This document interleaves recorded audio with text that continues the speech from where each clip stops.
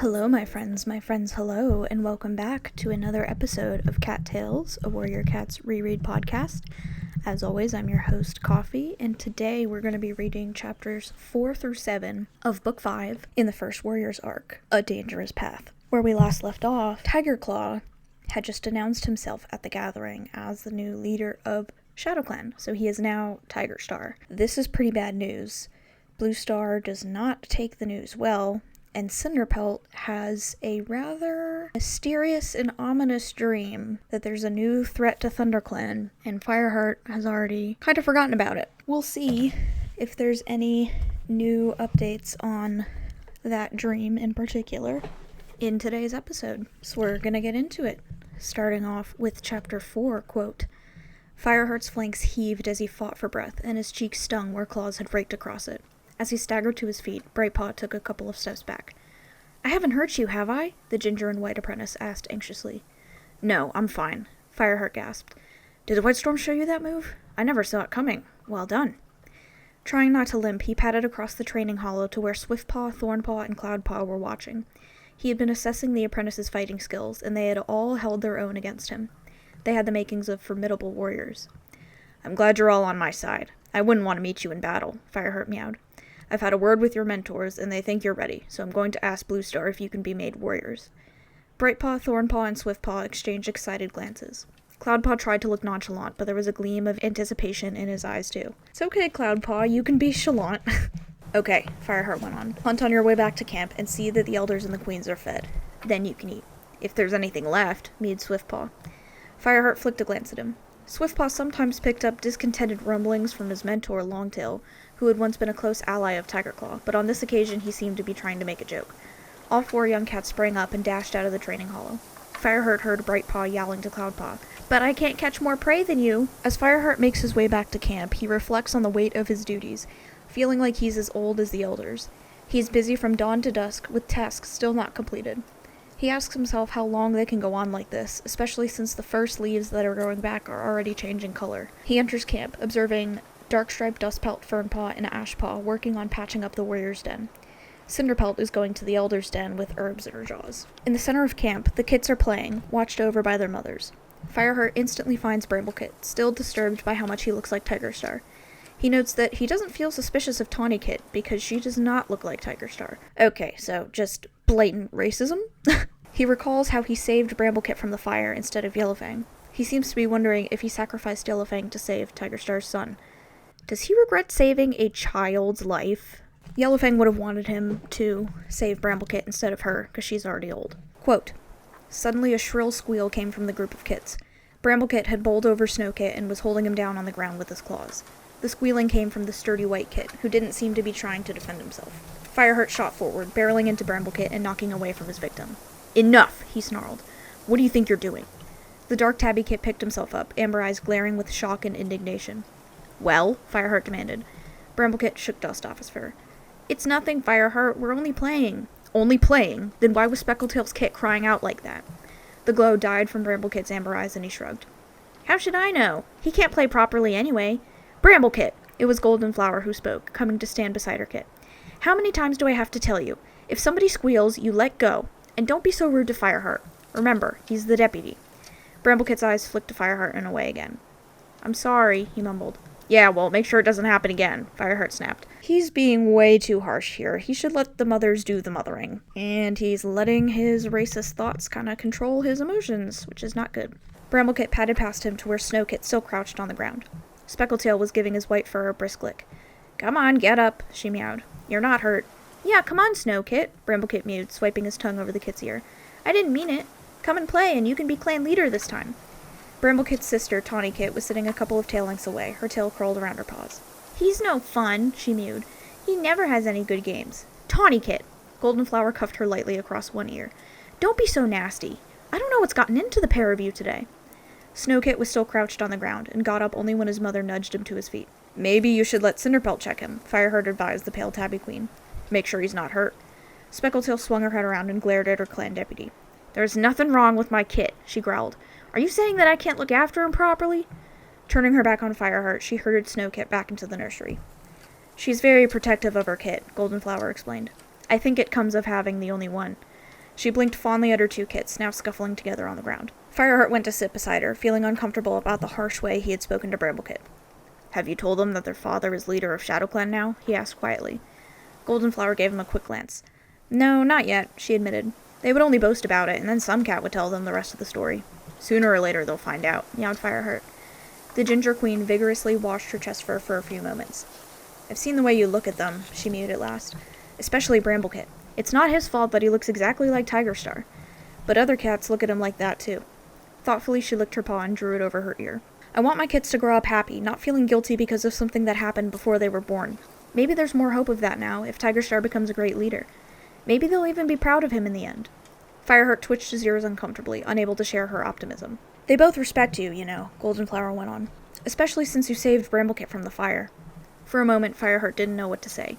He felt guiltier than ever about his hostile feelings toward Bramblekit, yet however hard he tried, he could not help seeing the murderous father in the young kit. "I think you should tell them about Tigerstar," Goldenflower meowed, turning an intense gaze on him. "You're the deputy, after all. They would take it well from you, and I know you would tell them the truth." You think I should tell them now?" Fireheart stammered. The way Goldenflower spoke made it sound like a challenge. "No, not now," replied Goldenflower calmly. "Not until you're ready. And when you think they're ready," she added. "But don't leave it for too long." Fireheart dipped his head. "I will, Goldenflower," he promised, "and I'll make it as easy for them as I can." Before Goldenflower could reply, Bramblekit came skidding up to his mother with Tawnykit just behind him. "Can we go and see the elders?" he asked, eyes shining. "One-Eye promised to tell us some great stories." Goldenflower let out an indulgent purr. "Yes, of course," she meowed. "Take her something from the pile of fresh kill. That's good manners. And mind that you're back here by sunset." "We will," meowed Tawnykit. She dashed off across the camp, calling over her shoulder, "I'm going to fetch a mouse for One-Eye." "No, you're not. I am," Bramblekit yowled, scampering after her. "Well," Goldenflower meowed, turning back to Fireheart, "if you see anything wrong with those kits, tell me what it is, because I can't." She ate that up. Left him speechless, as she should. She got up, obviously not needing an answer, and shook each paw in turn before retreating into the nursery. Fireheart watched her go. Somehow he had managed to make himself unpopular with both Speckletail and Goldenflower. Even though Goldenflower trusted him, she clearly found it hard to forgive him for his conflicting feelings about Bramblekit, and he was no nearer to sorting them out. Sighing, he got to his paws, realizing it was time he sent out the evening patrol. As he turned away from the nursery, he caught sight of Brackenfur, who was hovering nearby as if he wanted to speak to him. "Is there a problem?" he asked the young warrior. "I don't know," Brackenfur replied. "It's just that I saw what happened there with Speckletail's kit, and you're not going to tell me I was too hard on Bramblekit, are you?" "No, Fireheart, of course not. But, well, I think there might be something wrong with Snowkit." Fireheart knew that the golden brown Tom wouldn't make a fuss about nothing. "Go on," he urged. "I've been keeping an eye on him," Brackenfur explained. He scuffed the ground with his forepaws, an embarrassed look on his face. I sort of hoped Bluestar might choose me to mentor him, and I wanted to get to know him. And I think there's something the matter with him. He doesn't play like the others. He doesn't seem to respond when any cat talks to him. You know Kit's, Fireheart. Noses into everything. But Snowkit's not like that. I think Cinderpelt ought to have a look at him. I suggested that to Speckletail and practically got my ears clawed." Brackenfur shrugged. "Maybe Speckletail won't admit that there could be anything wrong with her kit." Fireheart thought for a moment. Snowkit did seem slow and unresponsive compared with the other kits. He was much older than Goldenflower's litter, but nothing like as well developed. "Leave it with me," he meowed. "I'll have a word with Cinderpelt. She'll find a way of taking a look at the kit without upsetting Speckletail." "Thanks, Fireheart." Brackenfur sounded relieved. "Meanwhile," Fireheart mewed, "can you lead the evening patrol? Ask Mousefur and Brindleface to go with you." Brackenfur straightened up. "Sure, Fireheart," he replied. "I'll go and look for them now." He set off across the camp with his tail held high. When he had gone a few fox lengths, Fireheart called him back. "Oh, and Brackenfur," he mewed, pleased for once to impart good news. "When Snowkit is ready, I'll speak to Bluestar about letting you mentor him." Before Fireheart went to find Cinderpelt, he visited Bluestar to tell her about the apprentice's assessment. The clan leader was seated outside her den in a patch of sunshine, and Fireheart thought hopefully that she might be feeling more like her old self. But her blue eyes looked tired as she blinked at him, and a piece of fresh kill lay beside her, only half eaten. "Well, Fireheart?" she asked as he approached. "What can I do for you?" "I've got good news, Bluestar." Fireheart tried to sound cheerful. "I assessed all 4 of the older apprentices today. They did well. I think it's time they were made into warriors." "The older apprentices?" Bluestar's eyes clouded with confusion. "That would be Brackenpaw and Cinderpaw?" Fireheart's heart sank. Bluestar couldn't even remember which cats were apprentices. "No, Bluestar," he mewed patiently. "Cloudpaw, Brightpaw, Swiftpaw, and Thornpaw." Bluestar shifted a little. "That's who I meant," she snapped. "And you want them to be warriors? Just remind me who their mentors are, will you?" I'm Cloudpaw's mentor, Fireheart began, trying to keep his increasing dismay out of his voice. The others are Longtail, Bluestar interrupted. Ah, yes, one of Tigerclaw's friends. Why did we give him an apprentice when we can't trust him? Longtail chose to stay in ThunderClan when Tigerclaw left, Fireheart reminded her. Bluestar snorted. That doesn't mean we can trust him, she repeated. We can't trust any of them. They're traitors, and they'll train more traitors. I won't make warriors of any of their apprentices. She paused as Fireheart stared at her, appalled, then added, Only yours, Fireheart. You alone are faithful to me. Cloudpaw can be a warrior, but not those others. Oh, she is far gone. Fireheart didn't know what to say. Even though the clan seemed happy to have Cloudpaw back after his escapade with the two legs, Fireheart could foresee trouble if his apprentice was made a warrior and the other apprentices were not. Besides, it wouldn't do Cloudpaw any good to be singled out for an honor that the others deserved just as much as he did. Fireheart fought with rising panic as he realized that meant none of the apprentices could be made into warriors yet. Even though the clan needed them so desperately, he knew there was no reasoning with Bluestar in this mood. Thanks, Bluestar, he meowed at last, starting to back away. But maybe we'll wait a while longer. A bit more training won't hurt. He made his escape, leaving Bluestar looking after him with the same vague expression in her eyes. And that's the end of Chapter 4. Bluestar can't even remember her clan now, really, which is very, very not good. I think she has onset dementia. And I knew she was, older, but she's not that old, so that's... Tigerclaw really messed her up. Chapter 5, quote, The sun was going down, casting long shadows across the clearing, by the time Fireheart went to look for Cinderpelt. He found the medicine cat in her den, checking her supplies of healing herbs, and sat just outside the entrance to talk to her. Speckletail's kit? She meowed when Fireheart had told her about Brackenfur's suspicions. She narrowed her eyes thoughtfully. Yes, I can see what he means. I'll take a look. You have to be careful of Speckletail, Fireheart warned her. When I suggested she might let you check Snowkit, she practically bit my nose off. I'm not surprised, remarked Cinderpelt. No queen wants to believe her kits aren't perfect. I'll deal with it, Fireheart, don't worry. But not right away, she added, patting her store of juniper berries into a neater pile. It's too late to disturb them tonight, and tomorrow I have to go to Highstones. So soon? Fireheart was surprised. He hadn't realized how quickly the days were slipping by. Tomorrow night is the new moon. All the other medicine cats will be there, too. StarClan will give me my full powers. Cinderpelt hesitated, and then added, Yellowfang should have come with me, to present me to StarClan as a fully trained medicine cat. Now I'll have to go through the ceremony without her. Her eyes grew wide and remote as she spoke. Fireheart felt that she was moving far away from him, into a land of shadows and dreams where he could not follow her. You'll need to take a warrior with you, he meowed. Last time Bluestar tried to go to Highstones, WindClan wouldn't let her pass through their territory. Cinderpelt looked at him calmly. I'd like to see the patrol that would dare to stop a medicine cat. StarClan would never forgive that. Her expression changed, and her eyes glinted mischievously. You can come as far as Fortrees if you like, assuming you can spare the time from Sandstorm. Wait, is she jealous now? Hold on. Fireheart felt uncomfortable. I don't know what you mean, he muttered. But he remembered leaving to go and eat with Sandstorm while Cinderpelt was telling him about her dream, and he guessed that the medicine cat had felt unfairly dismissed. Sandstorm can lead the Dawn Patrol without me, he mewed out loud. I'll come with you to Fortrees. Unfairly dismissed is definitely a word choice that he used. And I mean, yeah, but also, Fireheart, you're not a girl. Please, look at what you're doing. Ugh, men. The next morning, Fireheart and Cinderpelt head out early for Highstones. The forest is so foggy that it's hard to navigate, but eventually they reach Fortrees, where the sun breaks through. Fireheart sniffs around for prey, but instead picks up ShadowClan's scent, tensing a moment before he spots Runningnose running up the slope with another cat beside him. Fireheart tells Cinderpelt that she won't be traveling alone after all. Quote, Hello there, Runningnose greeted the ThunderClan cats cheerfully. Well met, Cinderpelt. It's a good day to travel. Little Cloud nodded respectfully to Fireheart and went to touch noses with Cinderpelt. It's good to see you on your paws again, she meowed. All thanks to you, Little Cloud replied. With a touch of pride, he added, I'm Runningnose's apprentice now. Congratulations, Cinderpelt purred. And that's because of you, too, Little Cloud went on enthusiastically. When we were ill, you knew just what to do. And then you gave us healing herbs to take back to the clan. And they worked. I want to do more stuff like that. He has real talent, Runningnose mewed.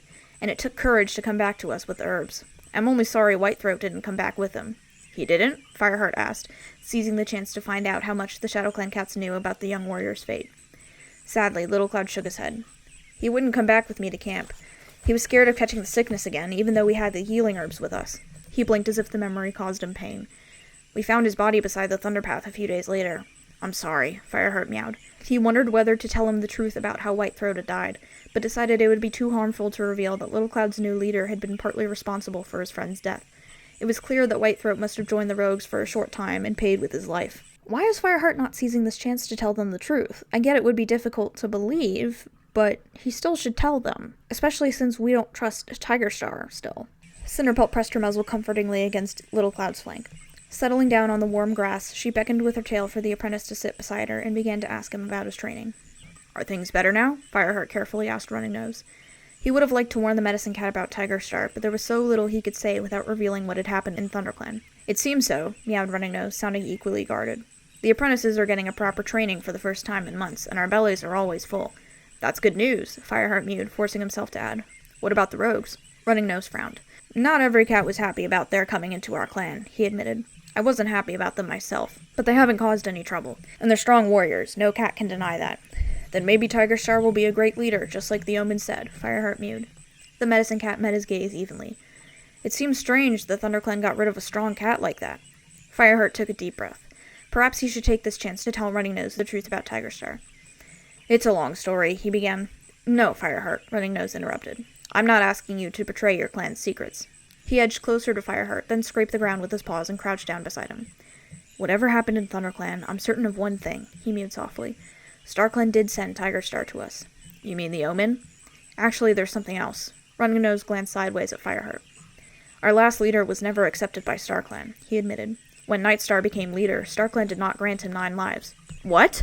Fireheart stared at the Medicine Cat in disbelief. If Nightstar had had only 1 life, it explained why the sickness had claimed him so quickly. Fireheart found his voice again. "Why didn't he get 9 lives?" "StarClan have not explained that to me," meowed Runningnose. "I wondered if it was because Brokentail was still alive, and StarClan still recognized him as clan leader. By the time we learned that Brokentail had died, Nightstar was too weak to make the journey to the Moonstone to receive his 9 lives. And since Tigerstar came, I think maybe he was StarClan's choice of leader for us all along. Nightstar was not the right cat." "Yet the clan still accepted him as leader?" Fireheart asked. "The clan never knew that he had not been given his 9 lives," Runningnose confessed. "Nightstar was a noble cat, and loyal to his clan. We decided to keep StarClan's rejection a secret. What else could we do? There was no other cat fit to be leader. If we had told the truth, the clan would have panicked." There was a kind of relief in Runningnose's voice as he told the story. Fireheart guessed how relieved the Medicine Cat must have felt to be able to share the secret at last. "The clan cats thought the sickness was so bad it took all of Nightstar's lives at once," Runningnose continued. "They were scared. Very scared. They had never been in greater need of a strong leader. So they accepted Tigerstar without question." Fireheart added what the Medicine Cat had not said. But there was no need for Runningnose to voice his doubts about his new leader. "Has Tigerstar said anything about attacking ThunderClan?" Fireheart asked hesitantly. Runningnose let out a purr of amusement. "Do you really expect me to answer that? If he was planning anything, I'd be betraying my clan if I told you. As far as I know, you haven't anything to worry about, but whether you believe me or not is up to you." Fireheart discovered that he believed him. At least, he believed that Runningnose knew nothing about any plans that Tigerstar might be making.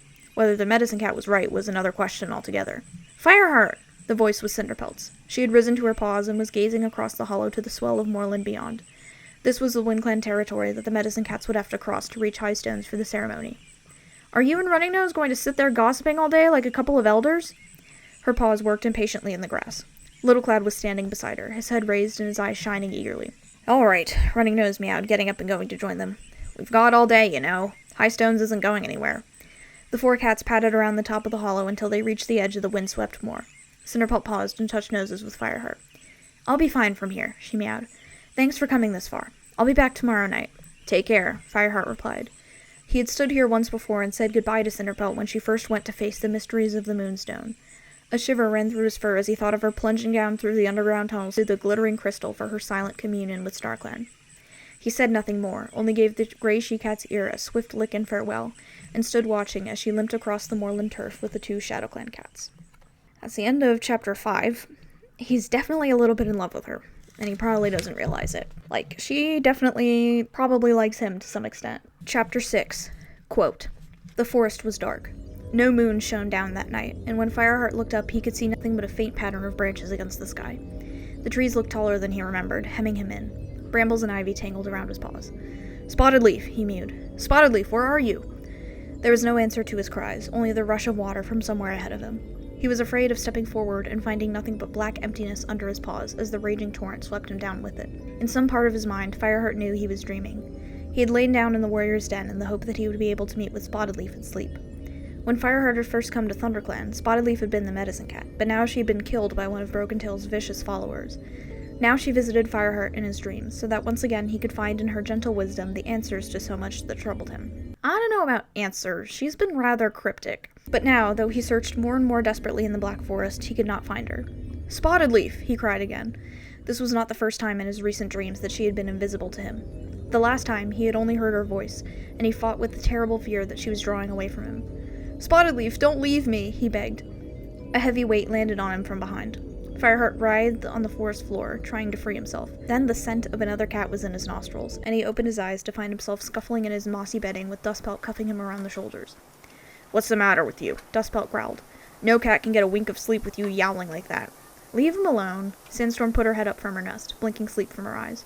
"It was only a dream. It's not his fault." "You would say that," Dustpelt sneered. He turned his back on them and made his way out through the overhanging branches. "What that mean, Dustpelt? Hashtag what that mean?" Fireheart sat up and began grooming scraps of moss out of his coat. Through the charred branches overhead, he could see that the sun was already up. Whitestorm must have left already with the dawn patrol. There were no other warriors sleeping in the den. The darkness of his dream was fading, but he could not forget it. Why had the forest seemed so black and terrifying? Why had Spotted Leaf not come to him, not even as a scent or the sound of her voice? "Are you all right?" asked Sandstorm, anxiety showing in her green eyes. Fireheart shook himself. "I'm fine," he meowed. "Let's go and hunt." As Fireheart leads the way to Tall Pines, he notices the grass and ferns are growing back. He hopes for good weather so that more prey returns. The pines are still burnt and the ground is black, where the fire started in Tall Pines, although Fireheart prepared himself for this outcome. Quote, "It's useless here," Sandstorm meowed. "Let's go and—" She broke off as another cat appeared through the trees, a small tabby in white shape, stepping nervously over the debris of the fire. With a gasp of surprise, Fireheart recognized his sister, Princess. She spotted him at the same moment and bounded toward him, calling, "Fireheart! Fireheart!" "Who's that?" Sandstorm spat. "She'll scare off all the prey between here and 4 trees. Before Fireheart could reply, his sister came up to him. She was purring as if she would never stop, pressing her face against his and covering him with licks. "Fireheart, you're alive!" she mewed. "I was so frightened when I saw the fire. I thought you and Cloudpaw were dead." "Yes, well, I'm okay." Fireheart meowed awkwardly, giving Princess a quick lick in return and taking a step back, acutely conscious of Sandstorm's eyes on him. "And Cloudpaw's fine, too." Not Sandstorm being jealous of his sister, bro. Glancing at Sandstorm, he saw that a look of disgust had appeared on the ginger warrior's face, and her fur was fluffed out. "That's a kitty pet," she snarled. "She's got kitty pet scent all over her." Princess gave her a scared look and edged closer to Fireheart. Is this one of your friends, Fireheart?" she stammered. "Yes, this is Sandstorm. Sandstorm, this is my sister, Princess, Cloudpaw's mother." Sandstorm took a step or two away from them, though she let the fur lie flat on her neck again. "Cloudpaw's mother?" she repeated. "She still sees you both, then?" She shot a glance at Fireheart, clearly wondering how much he had told Princess about Cloudpaw's escapade with the 2 legs. "Cloudpaw is doing really well," Fireheart meowed. "Isn't he?" He met Sandstorm's gaze, silently willing her not to say anything tactless about the wayward apprentice. "He hunts well," Sandstorm admitted, "and he's got the makings of a fine fighter." Princess didn't realize how much Sandstorm was leaving unsaid. Her eyes glowed with pride, and she meowed. "I know he'll be a good warrior with Fireheart to mentor him. But you haven't told me what you're doing out here," Fireheart mewed, eager to change the subject. "You're a long way from your 2-leg nest." "I was looking for you. I had to know what had happened to you and Cloudpaw," explained Princess. "I saw the fire from my garden, and then you didn't come to see me, and I thought—" "I'm sorry," Fireheart meowed. "I would have come, but we've been so busy since the fire. We have to rebuild the camp, and there's not much prey left in the forest. And I have more duty since I was made deputy." "You're deputy now? Of the whole clan? Fireheart, that's marvelous!"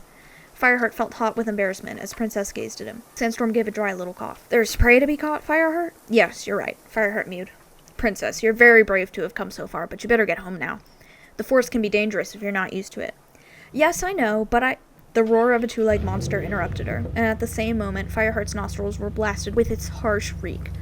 The roaring grew louder, and a moment later the monster burst out of the trees, bouncing along the rutted track. Instinctively, Fireheart and Sandstorm crouched beneath a blackened tree trunk, waiting for the monster to pass. Princess merely sat watching it curiously. "Get down!" Sandstorm hissed at her. Princess looked puzzled, but she pressed herself obediently to the ground next to Fireheart. Instead of passing, the monster stopped. The roaring was abruptly cut off. Part of the monster unfolded, and 3 2-legs jumped out of its belly. Fireheart exchanged a glance with Sandstorm and flattened himself even further.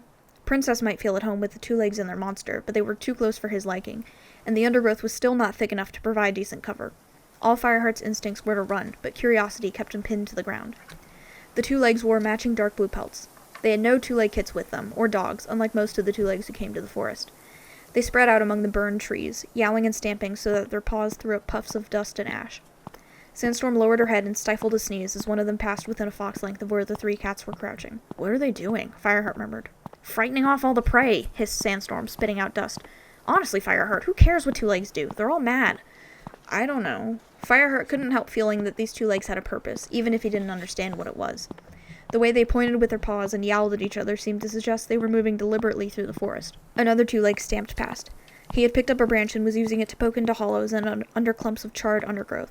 It almost looked as if he were hunting for prey, except for the noise he was making, which would have scared away the deafest rabbit. "Do you know what it's all about?" Fireheart asked Princess. "I'm not sure," his sister replied. "I understand a bit of their 2-leg talk, but it's not words that my housefolk use. I think they're calling for somebody, but I don't know who." As Fireheart watched, the 2 legs threw the branch down. There was frustration in the movement. He yowled again, and the other 2 legs appeared from the trees. All 3 of them went back to the monster and climbed into its belly. The roar started up again, and the monster jerked into motion and vanished into the trees. "Well," Sandstorm sat up and began licking fastidiously at her ash-stained fur. "Thanks StarClan, they've gone." Fireheart got to his paws, keeping his gaze fixed on the place in the trees where the monster had disappeared. The sound had died away, and the acrid smell was fading. "I don't like it," he meowed. "Oh, come on, Fireheart." Sandstorm patted to his side and gave him a nudge. "Why are you bothering about 2 legs? They're weird, and that's all there is to it." "No, I think they know what they're doing, even if it looks weird to us," Fireheart replied. "They usually bring their kits or their dogs to the forest, but these 2 legs didn't. If Princess is right and they were looking for something, they didn't find it. I'd like to know what it was." He paused and then added, "Besides, we don't normally see 2 legs in this part of the forest. They're too close to the camp for my liking." Sandstorm's impatient look softened, and she pressed her muzzle reassuringly against his shoulder. "You can tell the patrols to keep a lookout," she reminded him. "Yes," Fireheart nodded thoughtfully. "I'll do that." As he said goodbye to Princess, he struggled to push his growing anxiety out of his mind. Something was going on in the forest that he didn't understand, and he could not help fearing that it meant danger for his clan. Maybe they're looking for a lost pet, or another 2-leg, or the cause of the fire. But, using what we know from the book, they might be looking for the dogs who escaped. That's probably it. Cutting across the corner of tall pines, Fireheart and Sandstorm made for the river and Sunning Rocks. There was no sign of prey anywhere among the scorched trees. The noise made by the 2 legs had seen to that. "We'll follow the RiverClan border up toward 4 trees, Fireheart decided. There might be something there worth catching. But as they came within sight of Sunning Rocks, Fireheart stopped at the sound of a familiar voice calling his name. He looked up to see Greystripe poised on top of the nearest rock. The Grey Warrior scrambled down and bounded over to him. "Fireheart, I was hoping to catch you." "A good thing a patrol didn't catch you," Sandstorm growled. "You're very comfortable in our territory for a RiverClan warrior." "Come off it, Sandstorm," Greystripe meowed, giving her a good-natured push. "This is me, Greystripe, remember?" "Only too well," retorted Sandstorm. She sat down, licked a paw, and started washing her face. "What's the problem, Greystripe?" Fireheart asked, worried that his old friend wouldn't have ventured into ThunderClan territory without good reason. "It's not exactly a problem," replied the Grey Warrior. "At least I hope it isn't. Just something I thought you ought to know." "Spit it out, then," meowed Sandstorm. Greystripe flicked his tail at her. "Crookedstar had a visitor yesterday," he told Fireheart. He narrowed his amber eyes. "It was Tigerstar." "What? What did he want?" Fireheart stammered. Greystripe shook his head. "I don't know. But Crookedstar is very weak now. The whole clan knows he's on his last life. Tigerstar spent only a short time with him, but he had a long talk with Leopardfur." The mention of the RiverClan deputy increased Fireheart's fears. What did she and Tigerstar have to say to each other? Visions of an alliance between ShadowClan and RiverClan raced through his mind, with ThunderClan trapped between the 2 of them. Then he tried to tell himself he was worrying unnecessarily. He had no reason to think that the 2 cats were planning anything. "It's not unknown for leaders to visit each other," he pointed out. "If Crookedstar is dying, Tigerstar might want to pay his last respects." "Maybe," Greystripe snorted. "But then why spend so much time with Leopardfur?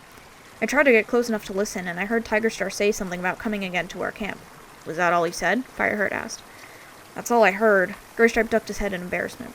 "Leopardfur saw me and told me to stay out of her fur." "Perhaps Tigerstar is just getting to know her," Fireheart guessed. "She'll be clan leader after all when Crookedstar dies." He turned as he heard another cat calling his name and saw Mistyfoot pulling herself up out of the river. "Oh, great StarClan!" exclaimed Sandstorm. "Are we going to have all of RiverClan over here?" "Fireheart!" Mistyfoot panted, shaking off her fur. Sandstorm jumped back crossly as some of the spinning drops spattered against her paws. "Fireheart, have you seen Greypool anywhere?" "Greypool?" Fireheart echoed, picturing the short-tempered elder whom Mistyfoot believed to be her mother. Fireheart still felt gratitude to the RiverClan queen for telling him the truth about the 2 ThunderClan kits she had brought up as her own, but he hadn't seen her for a long time. What would Greypool be doing here? "I don't know." Mistyfoot padded up the slope from the river, her face creased with anxiety. "I can't find her in the camp. She's so weak and confused these days, I'm afraid she's wandered off and doesn't know what she's doing." She won't be here, Graystripe objected. She's not strong enough to swim the river. Then where is she gone? Mistyfoot's voice rose into a wail. I've looked in all the places I can think of near the camp, and she isn't there. Besides, the river's low just now, and it's not too hard to swim across. Fireheart thought rapidly. If Greypool had somehow crossed the river into ThunderClan territory, she would need to be tracked down as soon as possible. His clanmates were scared enough already of an invasion. He didn't like to imagine what would happen if an aggressive cat like Darkstripe found her first. Okay, he meowed. I'll follow the border up to 4 trees to see if she's gone that way. Sandstorm, you go back to camp. Tell the others what's happened, and warn them not to attack Greypool if they see her. Sandstorm rolled her eyes. All right, she mewed as she got to her paws. I'll hunt on the way back, though. It's time someone caught some fresh kill for the clan. With her tail high, she stalked off into the trees. Not a fan of her attitude this chapter. She just hates everyone. And I get that she's supposed to be the, attitude queen of this arc, but, it's just annoying at this point. Girl, just be quiet. Mistyfoot dipped her head gratefully toward Fireheart. Thank you, she meowed. I won't forget this. And Fireheart, if you need to cross onto RiverClan territory to bring Greypool home, you can tell any cat who sees you that I gave you permission. Fireheart nodded his thanks. He could just imagine what would happen if he were caught on the wrong side of the border by a RiverClan patrol with leopard fur at its head. Come on, Mistyfoot, Graystripe meowed encouragingly. I'll swim back with you. We'll check the camp again. Thanks, Graystripe. Mistyfoot pressed her nose briefly to the Grey Warrior's fur, and both RiverClan cats bounded down the bank toward the river. Graystripe glanced back swiftly to yowl goodbye, then launched himself into the water behind Mistyfoot. Fireheart watched them swimming strongly from the far bank before heading upstream toward 4 trees. He followed the border, renewing the scent markings as he went until he was not far from 4 trees. He found it hard to believe that the fragile elder could have made it this far. But then, looking down a rocky slope toward the river, he caught sight of a skinny gray shape limping slowly over the 2-leg bridge that crossed the river on the route that RiverClan cats took to 4 trees. Greypool. Fireheart opened his jaws to call out to her and closed them again without making a sound. The old cat had crossed the bridge and was tottering along the very edge of the river. He was afraid that if she heard a strange cat calling to her, she would slip and fall to her death. Instead, he began to make his way down the slope, creeping carefully under cover of the rocks in a hunting crouch so she would not see him and be startled. After a few moments, he saw to his relief that Greypool had turned away from the river and was trying to climb the steep slope toward 4 trees. Her claws scrabbled feebly on the boulders, and Fireheart wondered where she thought she was going. Did she imagine it was full moon and she was on her way to a gathering? Fireheart straightened up and opened his mouth once more to call to her, but again he bit back her name and slipped rapidly into the shelter of the nearest rock. Another cat had appeared, bounding confidently from the direction of 4 trees. There was no mistaking that huge, muscular body and dark tabby coat. It was Tigerstar. Uh-oh. That's the end of Chapter 6. What could possibly happen now? Last chapter for today. Chapter 7, quote, Fireheart peered out from behind his rock. Tigerstar had spotted Greypool and had changed direction toward her. As the dark tabby approached, Greypool reared back in surprise and fell, only to struggle back onto her paws and face Tigerstar. The ShadowClan leader padded up to her and meowed something, but Fireheart was too far away to make out the words. Flattening his belly to the ground, he crept toward them, using all his hunting skills to stay undetected. Fortunately, the wind was blowing toward him, so Tigerstar was unlikely to scent him. Fireheart was unwilling to meet the ShadowClan leader unless he had to. With any luck, Tigerstar was on his way to visit Leopardfur again and would help Greypool back to the RiverClan camp. Fireheart prowled closer, flattening himself against the turf until he reached the shelter of another rock, almost on a level with the other 2 cats. Graystripe had said that Tigerstar had visited RiverClan the day before. Why should he need to return so soon? Don't pretend you don't know me. Fireheart hardly recognized the quavering voice as Greypool's. I know who you are, right enough. You're Oakheart. Fireheart stiffened. Oakheart was the name of the cat who fathered Mistyfoot and Stonefur, and took them to RiverClan when Bluestar gave them up.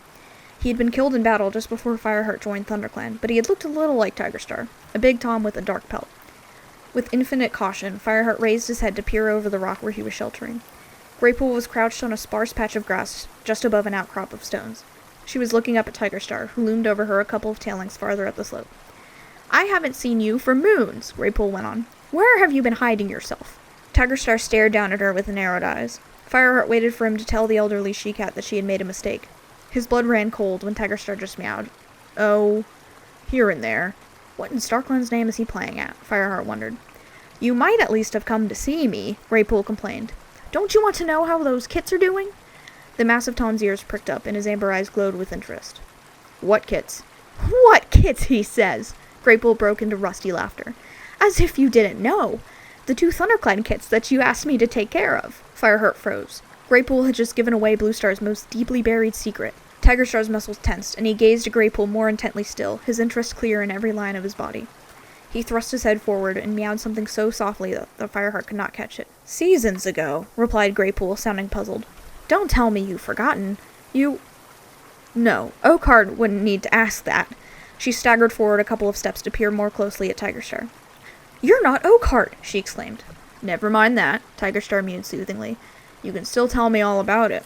What ThunderClan kids? Who was their real mother?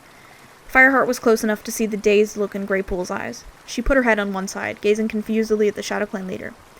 They were beautiful kits, she meowed vaguely. And now they're fine warriors. She broke off as Tigerstar thrust his muzzle into her face. Tell me whose kits they were, old crow food, he demanded, losing his patience. Fireheart stared in horror as, flustered, Greypool took a step back. Her paws slid from under her. She rolled down the steep slope in a scramble of legs and tail, and landed hard against one of the rocks that poked out of the turf. There she lay, and did not move again. So Tigerstar indirectly killed her. That's another body. Another one, thank you! Another one, thank you! Dismay and fury pulsed through Fireheart. As Tigerstar patted down to Greypool's motionless body and sniffed it, he sprang to his paws and raced across the slope. But before Fireheart reached him, the ShadowClan leader spun around, without seeing his former enemy, and bounded away in the direction of 4 trees in his own territory. Fireheart reached Greypool and gazed down at her. A trickle of blood came from her small grey head where it had struck the rock. Her eyes stared sightlessly at the sky. The she-cat was dead. Fireheart lowered his head. Goodbye, Greypool, he mewed softly. StarClan will honor you. He stood in silent grief, wishing he had known Greypool better. Her sharp tongue and noble heart reminded him of Yellowfang, and he would never stop feeling grateful to the RiverClan Queen for sharing her deeper secret with him, even though he came from another clan. His sad reverie was interrupted by the voices of 2 cats, and he looked up to see Mistyfoot and Greystripe racing toward him from the river. Mistyfoot let out a desperate wail when she saw the dead elder and flung herself down on the turf to press her nose against Greypool's side. What happened? Asked Greystripe. In an instant, Fireheart decided to keep quiet about Tigerstar. Any mention of the ShadowClan leader would risk exposing the truth about Bluestar's kits, and Fireheart knew Greypool would never want that, not even within her own clan. He glanced at the still grey body and asked forgiveness from StarClan for the half-truth he was about to tell. I saw Greypool climbing the slope, he replied. She slipped and I couldn't reach her in time.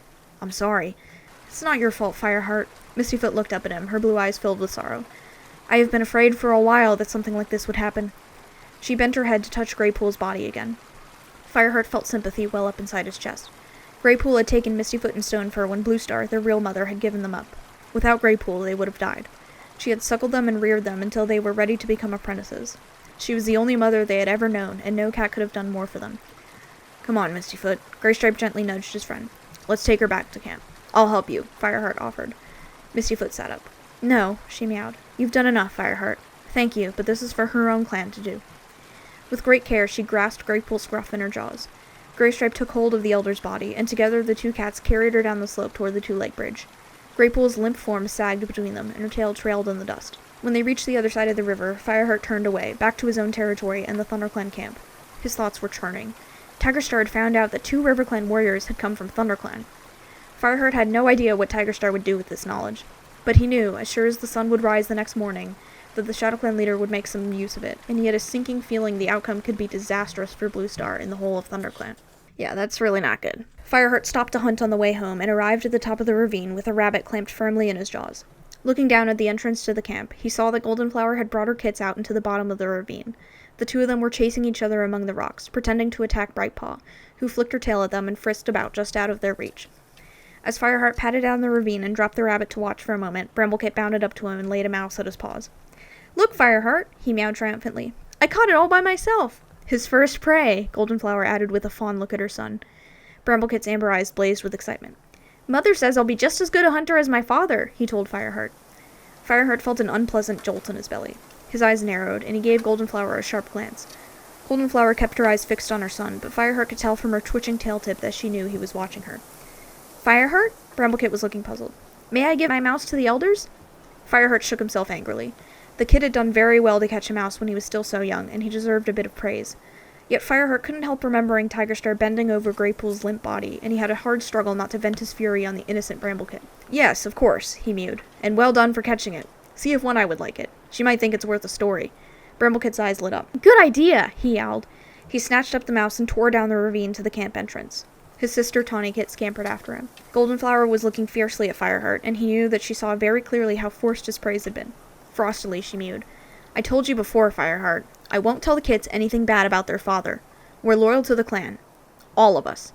She spun around, switching her tail across Fireheart's face as she did so, and stalked back to the camp. Yeah, Fireheart needs to get over this quick. It's getting tiring. Getting really tiring, and I feel really bad for Goldenflower and for those poor kids. So Fireheart gets his rabbit and follows, deciding to take his prey to Cinderpelt and to talk to her about Bramblekit. She might have some ideas about how best to handle the kit. I don't know, just be normal and treat him like any other kit? Not hard. Cinderpelt had returned very late from Highstones the previous night. Fireheart knows she'd been exhausted, but the light of the moonstone still glimmered in her eyes. Quote, as Fireheart pushed his way into the clearing through the newly growing gorse tunnel, he saw that Cinderpelt was sitting with Speckletail outside the nursery. The medicine cat was watching Snowkit, who patted at something on the ground a few tail lengths from his mother. Good, Fireheart thought. Now we should be able to find out if there's something wrong with Snowkit. He padded over to the two she-cats and dropped the rabbit beside Cinderpelt. That's for you, he meowed. How do you feel after your journey? Cinderpelt turned to look at him. Her blue eyes were tranquil. I'm fine, she purred. Thanks for the rabbit. Speckletail and I were just having a chat about Snowkit. There's nothing to chat about, Speckletail muttered, hunching her shoulders. She sounded cranky, but there was a new sense of authority about Cinderpelt, and Fireheart guessed that the older she-cat hadn't dared to refuse outright to talk to her. Boomers be like, my child is fine. The child in question. Cinderpelt dipped her head. Just call him to you, would you? She asked. Speckletail snorted and called out, Snowkit! Snowkit, come here! She beckoned with her tail as she spoke. Snowkit got up, abandoning the ball of moss he had been playing with, and padded over to his mother. Speckletail bent down and gave his ear a lick. Good, meowed Cinderpelt. Now, Fireheart, go over there and call him to you, will you? She nodded toward a spot a few fox lengths away. In a lower voice, she added, Don't move. Just use your voice. Puzzled, Fireheart did as she asked. This time, although Snowkit was looking straight at him, he didn't move. There was no response from him at all, even when Fireheart called 3 or 4 times. A few other cats paused on their way to the pile of fresh kill and came to see what was going on. Bluestar, roused by the sound of voices, Fireheart guessed, emerged from her den and sat watching near the base of the high rock. Dappletail, who was strolling back to the elder's den, stopped beside Speckletail and said something to her. Speckletail spat an irritated reply, but Fireheart was too far away to hear what the two cats had said to each other. Dappletail ignored Speckletail's snappishness and sat down next to Cinderpelt to watch closely. Fireheart kept on calling Snowkit until Speckletail gave the kit a nudge, nodding in his direction, and the kit came bounding across. Well done, Fireheart meowed, and repeated his phrase when Snowkit looked at him blankly. After a pause, the kit mewed, "'S all right," but the words sounded so distorted that Fireheart could hardly understand him. He led Snowkit back to his mother and Cinderpelt. By now, he was beginning to suspect what the trouble was, and he felt no surprise when Cinderpelt turned to Speckletail and meowed. I'm sorry, Speckletail. Snowkit is deaf. Speckletail worked her paws on the ground in front of her. Her expression was a mixture of grief and anger. I know he's deaf, she snapped at last. I'm his mother. Do you think I wouldn't know? White cats with blue eyes are often deaf, Dappletail mewed to Fireheart.